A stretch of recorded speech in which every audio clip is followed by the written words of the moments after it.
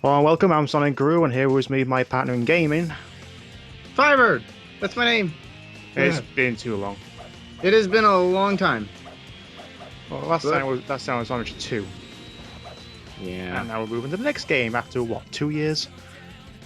Has it been 2 years? Maybe a year, not too sure. Oh, well, whatever length of time. I remember distinctly saying that we were going to do Legend of Zelda, but whatever. Screw that. Sonic. I again. still need to complete that as well. I'm working on it. Yeah. Legend of Zelda is going to come eventually, but for now, we got Sonic Heroes, the middling point of Sonic's career. A lot of people disregard this as bad because the camera angle and 4 teams to play through. Which I see their point because I am playing through this game. Well, played. But it's a lot better than people give it credit for. Considering the next 2 games in the series, which I don't think we're going to get around to. We'll give them a quick Shadow. look. We could give them a quick look-see, but we're not going to do full playthroughs because both of them. Number one, people have done Sonic 2006 to death, and I think everyone knows its faults. It's pretty bad in terms of everything: storytelling, characters, just gameplay-wise, it's flawed and it's unfinished. We know it. It's a lot of people. Some people are asking me to do a review on it. I'm like, okay, it's been around since 2006. A lot of people have already reviewed it. What else can I give you? Like, it's a bad game.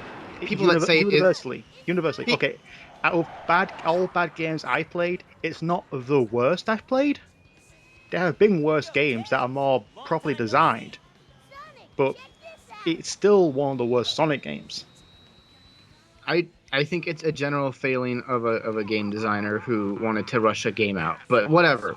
There's nothing else you can really say about it. And people that say that it's still good, please, you're lying to yourselves. Come on. I get a few comments every time I bash it on my reviews. I swear. Even if you it's like, okay. You like it, fair enough.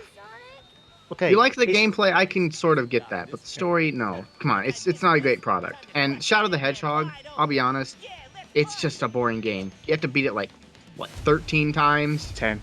10 times just to get the proper ending. It's not worth every it. level and every boss. Anyway, this is the first time they actually using. Anyway, back to this game. Back to this game we're talking about. This is the first game they actually started using fully CGI for all cutscenes rather than just a quick here and there. Well, yeah. Well, Sonic Adventure 2 and 1 had that. Yeah, but only for like brief moments. Well, this game still has cutscenes rendered in the game engine.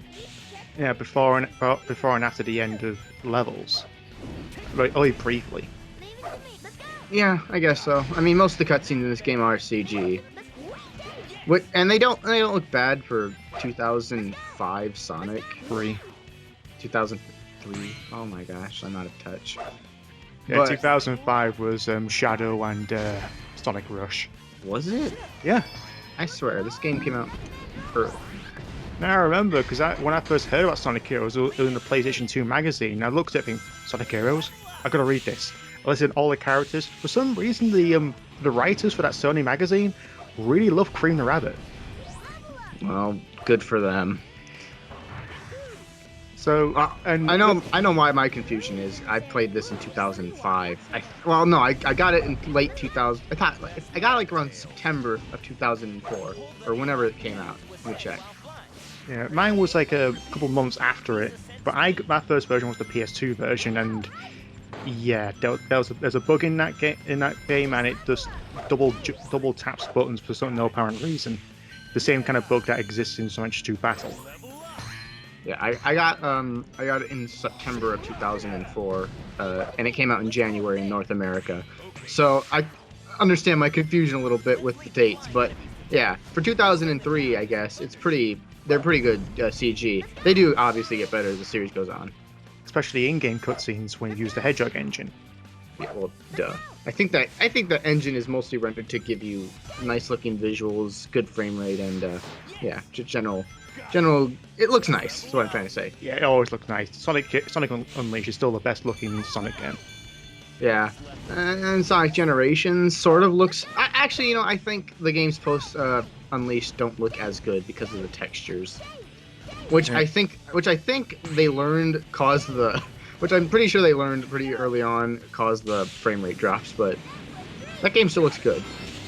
It still goes. I was playing through Generations earlier because I want basically my latest video, Blue Blur, that one little clip that Blaze says in relation to Crisis City, show it as it wants in the entire game.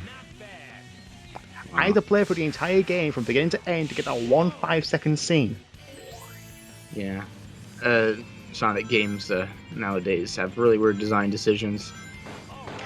Yeah, it's not like you can just get a compilation of all the cutscenes. Oh, wait, most games do. What am I talking about? All the Sonic games have really weird design decisions. A lot of people will say, no, Adventure 2 is great. It's one thing about Adventure 2 I don't get. A lot of the fans say, oh, you shouldn't have so many characters, and you shouldn't have so many gameplay gimmicks. Yet they defend Adventure 2 to the bitter end, which has 6 characters and 3 distinct gameplay styles. So, I don't know. Oh, double-edged sword? Fans fans are very inconsistent, but you know, fans that'll always be the case. I mean, I don't like this game because it's just kind of oversaturation of a good thing. I don't really need this. I don't really need these many characters, and I don't need this much of the same. Even if the playstyles are a little different. Yeah, I like the idea of the team-based gameplay, where it's more strategy than just blasting through it. So yeah, it feels more like an actual adventure platform game rather than a boost to win. My thing is though, like the characters have very little difference between them. So Sonic and Shadow pretty much play the same. Amy plays pretty much the same as the other two, and SPO, well, they all play the same. The only ones I think have any slight variations are the power characters. But other than that, it's pretty. Yeah, Team Sonic and Dark have a similar gameplay style for all three characters. And I'm just talking about general. In general, Chaotix and Rose have some different variations. I know, but overall, it just feels too samey. Yeah, that's one of the main problems, and one of the reasons why I'm not gonna play every single fucking level in all 4 teams. Once we get to part 8, you'll see. Wait, 15. Part 8 is all of teams up till part 8 is all of Team Sonic. Yeah, parts 1 through 7 is all Team Sonic. Oh my god. Then parts 8 through 14 is Dark Chaotix Rose, Dark Chaotix Rose Dark. Then we have the last story. Okay. So, and I chose to do it that way instead of Dark Rose Chaotix because the cutscenes won't make any sense. And secondly, I am not going through Chaotix in fucking Hand Castle. Yeah. Fuck that mission. We'll explain the the team differences when we actually get to other teams. But for now, they do have variations in terms of what they do. But for the most part, it's the same. Yeah, people go for Team Sonic as the first thing you get, and also it's Sonic. I want to play as Sonic. So yeah. This is pretty much an introduction, even though Team Rose is the third character we'll play as, and that's the easy mode, which starts with a fucking introduction to the gameplay. Thinking, okay, I've already known how to play the game already, twice. Yeah. The structure of this game is not sound, I don't think. Then again, you're kind of oh wow. I have no idea what happened then. I really don't.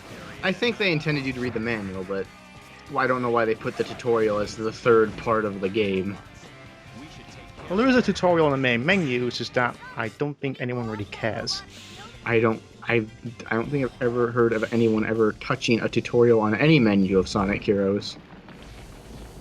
I did once, thinking, okay, what's this? Tutorial. Okay, let's see what there is.